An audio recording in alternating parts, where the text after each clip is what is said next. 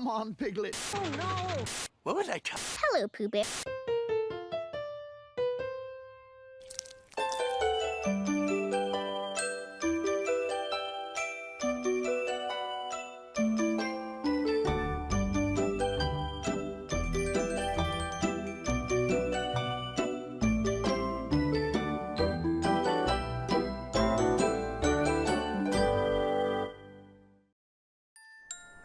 Hiya, friends! Let's go play!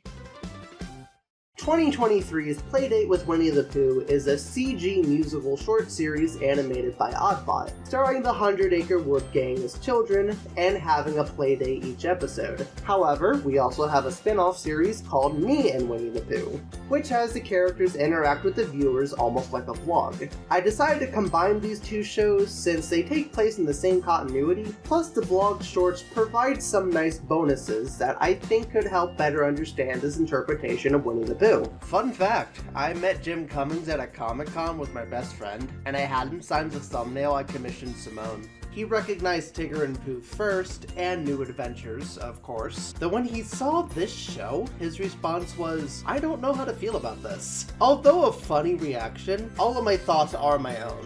But I wanted to share this cause he literally voices the character this video series is based on. How could I not? Out of all the series on this list, this one is simply the most drastic reimagining of Winnie the Pooh. Sure, my friends Tigger and Pooh took quite a bit of risks, but it's still heavily inspired by the movie/series prior to it. These shows full-blown reboot Pooh and the gang for a fresh new audience, which is certainly fascinating to see after the designs being pretty stagnant for so long. Each show is very simple in nature, which honestly makes me super happy, since even though they've changed so much, that proves to me that they at least understand what makes Pooh work in the first place. It's simply two characters, sometimes three, playing a simple game or activity, running into a hurdle, and figuring out a way to deal with said hurdle. For a 2-minute story, most of them work fine. Sometimes it feels like they run out of time, but I think this format works pretty well. There's also a song in each episode, and I'll be real, sometimes it works and sometimes it doesn't. Like, some songs feel organically included into the short, while other times it feels like it simply exists due to it being a requirement. The songs themselves are also fine. I'm not jamming out to them when working on videos, but they're fine little ditties and mostly serve the story. Also, is it me, or does Get Your Bounces Out sound very similar to Lollipop from Bluey? Wiggle, wiggle, shake, shake, Tigger hop. I use my rubber bottoms and my springy top.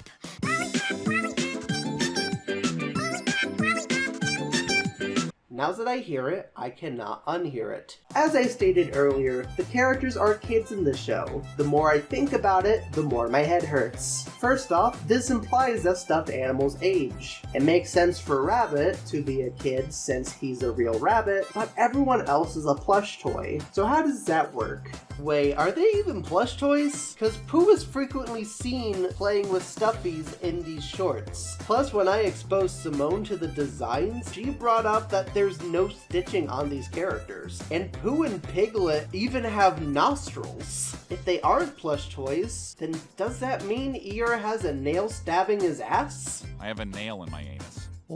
What happened to Christopher Robin? Is this a prequel to them meeting him? Also, Roo isn't in the show, but Kanga is, so that implies that stuffed animals can give birth in this universe? Plus, why do their houses look more extravagant than they do when they're adults? I'll get to that last point in a bit. To be honest, this is not a problem with the show.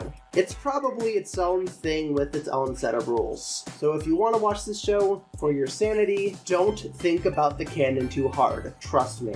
The characters remain pretty faithful to their original personalities. Some things can be off about them, but they still feel like the characters we all know and love. Pooh Bear himself is more of a Welcome to Pooh Corner approach, where instead of being a bear of very little brains, he often introduces the thing him and the other character is playing. Even though it's odd thinking about how child Pooh is smarter than adult Pooh, I think it works better than in Pooh Corner. Sure, it's a similar issue where Pooh simply serves to educate on the topic at hand, but but due to the shorter runtime, it isn't as distracting. To add on to this, sometimes the other characters introduce the activity instead, and Pooh is the one figuring it out, which prevents it from being completely formulaic. Oh, and one thing I thought was noteworthy is that he writes poetry in an episode, which I thought was an odd decision, since in both New Adventures and Book of Pooh, Piglet is the character who writes poetry. Speaking of Piglet, he's still the same timid self, though in Me and Winnie the Pooh, they actually try to flesh him out a little.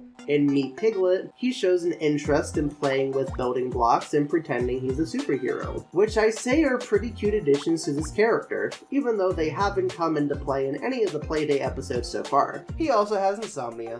Mood. Tigger legit hasn't changed at all. Other than him being younger, he's pretty much just Tigger through and through. The one touch I appreciate with him in particular, along with the show as a whole, is how he encourages calming techniques and breathing exercises. It's something a lot of kid shows are doing these days, and I love that. Eeyore is slightly happier in the series opposed to the other shows, but he still is depressing as always. Plus it makes sense since those symptoms often worsen as you get older. I know from experience. Eeyore's probably my favorite character so far. He is so cute in this show, and Meet Eeyore makes me love him even more. He might even be autism coded. In the already mentioned Me and Winnie the Pooh short, Meet Eeyore, we learn a little bit more about what he's into. The two things that caught my attention is how he spins in a tire swing, which could serve as a form of stimming, and he enjoys playing with dinosaurs, which is a common special interest in the community. Or maybe I'm looking way too deep into a preschool show about a yellow stuffed bear. I at least thought it would be interesting to bring up as a fellow person on the autism spectrum. The last thing I want to bring up about Eeyore is something I can't wrap my head around. So as an adult, Eeyore's house is made out of sticks. But in this show, he has a full-blown house, yet he still feels the need to build a house made out of sticks. I thought this was simply him doing DIY, until Meet Eeyore flat out has him say, "This is my house," as the camera pans to not his house, but only the sticks. Why do I get the feeling this will never be explained? Despite Kanga not being a mother anymore, a lot of her nurturing qualities still remain here. She just has more spunk and does tons of DIY to boot. Interesting direction, given that Eeyore is typically the artsy one. But with Eeyore's painting and Piglet's block building, I suppose everyone in the show is at least a little crafty. Lastly, we have Rabbit, who doesn't have much in terms of personality. Her bossy demeanor from other shows is gone, and although some attributes stays the same, like her liking instructions, she doesn't leave much of an impression to me.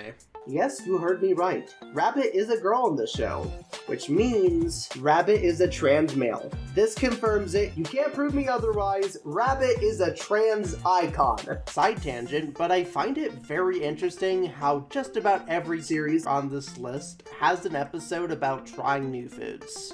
In Pooh Corner, it was Tigger. In the Book of Pooh, it was Pooh. In Tigger and Pooh, it was Beaver. And here, it's Piglet. These are all the characters showcased by far. However, in the first episode of Me and Winnie the Pooh, Pooh flat out name drops a character. I have a lot of friends who live nearby, like Piglet, Tigger, Kanga, Bee.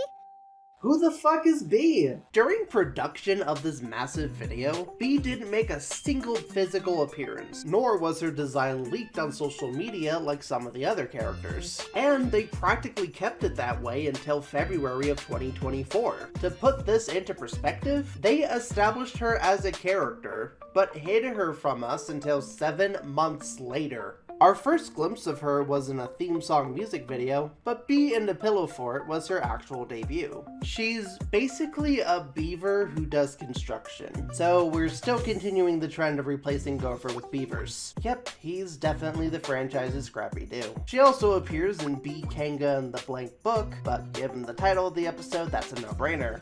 Not much to say on her second appearance, cause Pooh and Bee roleplay in the episode, so it's not like we learn anything new about her. Though I will say, this episode utilizes this song in the short gimmick the best. I was originally going to skip this part, but one issue I have with this iteration of the characters are the catchphrases. I got a boo-boo. And since I'm Winnie the Pooh, I've got a Winnie the Pooh boo. For instance, Pooh obsessively says happy honeypots, and each time he says it, it feels unnatural. Plus in Meet Rabbit, they were trying to figure out a catchphrase for her, and ended up going with none of them. Thankfully, they have tried using some of the older catchphrases, such as Pooh's oh bother and Piglet's oh dear, but sadly, even those felt forced, especially the Piglet one. Oh, and visually, the show looks great. It's very bright and colorful, and a huge upgrade from my friends Tigger and Pooh. I also love the choppy frame rate they add to the animation, though what makes me wish they tried stylizing the show even further. Maybe a budget version of Puss in Boots: The Last Wish. Being Winnie the Pooh has a slight budget decrease, but it still looks decent. The designs are cute as well.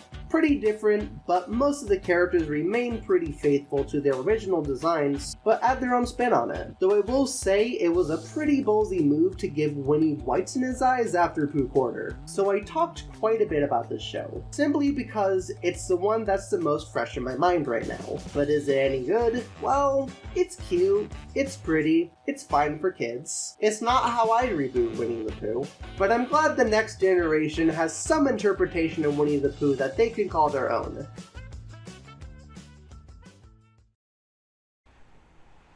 Funny story. I don't have an ending to this video, because on complete and utter accident, it was put in the video stitching all the parts together and not this one. So I guess if you want to see my ranking of all 6 shows, you'll have to watch that one. It's all sad from here.